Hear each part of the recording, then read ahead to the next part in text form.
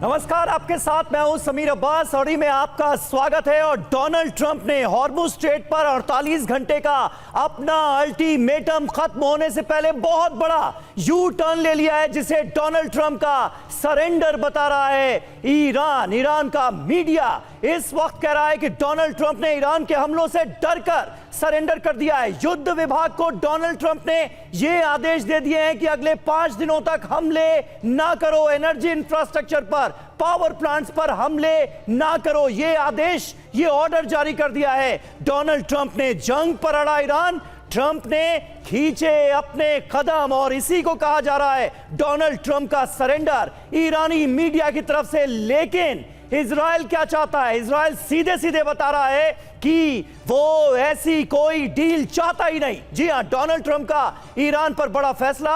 Iran पर 5 दिन तक हमले नहीं होंगे, ऊर्जा इंफ्रास्ट्रक्चर पर 5 दिन तक हमला नहीं, पावर प्लांट पर भी हमले का प्लान 5 दिन के लिए टाला गया। युद्ध विभाग को हमले टालने का आदेश दे दिया है डोनाल्ड ट्रंप ने। यह इस वक्त की सबसे बड़ी खबर है। जी हां, सीधे तौर पर डोनाल्ड ट्रंप ने युद्ध विभाग को यह आदेश दे दिया है कि अगले 5 दिनों तक पावर प्लांट पर ईरान के हमले नहीं होने चाहिए। एनर्जी इंफ्रास्ट्रक्चर को अमेरिका निशाना नहीं बनाएगा। और ट्रंप का ईरान में सत्ता बदलने का संकेत, ईरान में जो हो रहा है वो सत्ता परिवर्तन है, रिजीम चेंज है, ये डोनाल्ड ट्रंप कहते हुए नजर आ रहे हैं। अब उनसे पलटकर यह सवाल पूछा जाए कि ये कैसे, क्योंकि रिजीम चेंज का, रिजीम में बदलाव का कहीं कोई संकेत तो ईरान में दिख नहीं रहा है। फिर डोनाल्ड ट्रंप आखिर किन संकेतों की बात कर रहे हैं, ये ज्यादातर लोगों के समझ से परे है। लेकिन डोनाल्ड ट्रंप का यह कहना है कि इंटरव्यू में, अपने इस आदेश के बाद उन्होंने इंटरव्यू दिया है और यह कहा है कि ईरान में जो कुछ हो रहा है वो सत्ता परिवर्तन है, ईरान में सत्ता बदलने के संकेत देते अमेरिकन प्रेसिडेंट नजर आ रहे हैं। और देखिए, पिछले 2 दिनों से ईरान के साथ अच्छी बातचीत हो रही है। ये डोनाल्ड ट्रंप ने बहुत महत्वपूर्ण बात कही है अपने आदेश में। दुश्मनी खत्म करने को लेकर सार्थक बातचीत चल रही है। ईरान से पूरे हफ्ते बातचीत जारी रहेगी। डील की दिशा में आगे बढ़े हैं दोनों देश। डील, अमेरिका और ईरान के बीच डील, ये कह रहे हैं ट्रंप। बैठकों के नतीजे पर आगे का फैसला होगा, यह डोनाल्ड ट्रंप की तरफ से कहा गया। बहुत महत्वपूर्ण है डोनाल्ड ट्रंप का यह बयान, जिसने दुनिया भर के बाजारों में एक बार फिर हलचल मचाकर रख दी है। क्रूड ऑयल के जो प्राइसेस हैं वो 11% से ज्यादा उछाल मारते हुए नजर आए हैं डोनाल्ड ट्रंप के इस बयान के बाद। दुश्मनी खत्म करने पर सार्थक बातचीत की बात कर रहे हैं डोनाल्ड ट्रंप। हम कोई खराब डील होने नहीं देंगे, यह कहा है नेतन्याहू ने।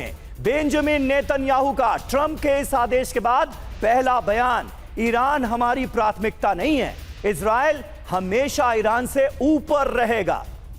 ये वो बेंजामिन नेतन्याहू कह रहे हैं जिन पर यह आरोप लगा कि कहीं ना कहीं बेंजामिन नेतन्याहू के दबाव में ही ईरान के खिलाफ अमेरिका ने यह जंग छेड़ी है। और आज भी देखिए, पूरी तरह से जंग के समर्थन में बेंजामिन नेतन्याहू नजर आ रहे हैं। कह रहे हैं कोई डील होने नहीं देंगे, हम कोई खराब डील नहीं होने देंगे। ये बेंजामिन नेतन्याहू का बयान कहीं ना कहीं साबित कर रहा है, साफ कर रहा है कि इस जंग को लेकर इजराइल का रुख क्या है और किस तरह से इजराइल इस जंग को अभी और आगे बढ़ाना चाहता है। शांति की बात और ये डील की बातचीत जिसका जिक्र डोनाल्ड ट्रंप करते नजर आ रहे हैं, ये पसंद नहीं आई है इजराइल को, ये पसंद नहीं आया है बेंजामिन नेतन्याहू को।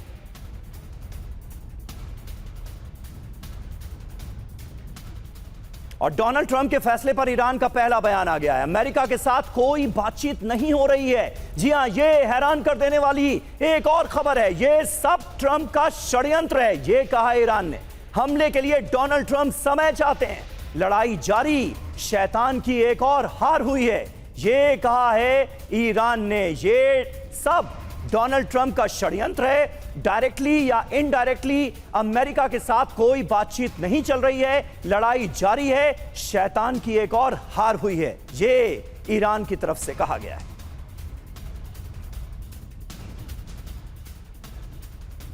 ईरान और रूस के विदेश मंत्री के बीच बातचीत हुई है। जी हां, सरगेई लावरोव और अब्बास अराक्ची दोनों के बीच बातचीत हुई है, यह खबर भी सामने आ रही है। तो देखिए, एक तरफ बेंजामिन नेतन्याहू कह रहे हैं कि ईरान को धरातल पर पहुंचा देंगे, ईरान हमारी प्राथमिकता नहीं है, इजराइल हमारी प्राथमिकता है, कोई खराब डील होने नहीं देंगे। लेकिन अब डोनाल्ड ट्रंप के इस ऐलान के बाद हलचल तेज होती हुई नजर आ रही है। ट्रंप के दावे से जुड़ी एक और बड़ी खबर यह है कि सरगई लावरोव यानी रूस के विदेश मंत्री और ईरान के विदेश मंत्री अब्बास अराक्ची के बीच बातचीत हुई है। और देखिए, इस बेहद बड़ी खबर पर बात करने के लिए हमारे साथ खास मेहमानों का एक बड़ा पैनल जुड़ चुका है। मेजर जनरल सुधाकर हमारे साथ मौजूद हैं, ग्रुप कैप्टन जी के पांडे स्टूडियो में मेरे साथ हैं, कमांडर विक्रमजीत सिंह भी स्टूडियो में हमारे साथ मौजूद हैं, और थोड़ी देर में अमेरिका से पूर्णिमा नाथ जी जो कि राजनीतिक विश्लेषक हैं, अमेरिका से हमारे साथ जुड़ेंगी। लेकिन सबसे पहले सुधाकर सर, मैं आपके पास आऊंगा। डोनाल्ड ट्रंप का यह बयान अपने आप में क्या बता रहा है? लगातार भीषण जंग चल रही थी, ईरान जबरदस्त हमले करता हुआ नजर आ रहा था और अमेरिका को यह बताने की कोशिश कर रहा था कि वो वेनेजुएला है नहीं। कई बार अमेरिका और इजराइल को मुंह की खानी पड़ी, बड़े हमले झेलने पड़े, और अब डोनाल्ड ट्रंप का यह बयान, ईरानी मीडिया जो कह रहा है कि यह डोनाल्ड ट्रंप का सरेंडर है, क्या आपको भी लगता है ऐसा? बिल्कुल समीर, सबसे पहले तहे दिल से आपको धन्यवाद। मेरे डिस्टिंग्विश्ड को पैनलिस्ट आप लोगों को मैं शुभकामनाएं देता हूं। और जहां तक आपकी सवाल है, सवाल के जवाब में नंबर 1 पॉइंट है, डोनाल्ड ट्रंप लड़ाई शुरू करने से पहले उनके दिमाग में कोई क्लैरिटी नहीं थी। एक लड़ाई, एक सुपर पावर होने के नाते जब लड़ाई किया जाता है, एक कुछ पॉलिटिकल ऑब्जेक्टिव होता है, military objective. Time to time वो बिलबिला करते थे, मिलिट्री ऑब्जेक्टिव रैटल आउट करते थे और उसको हेडिंग देते थे पॉलिटिकल ऑब्जेक्टिव।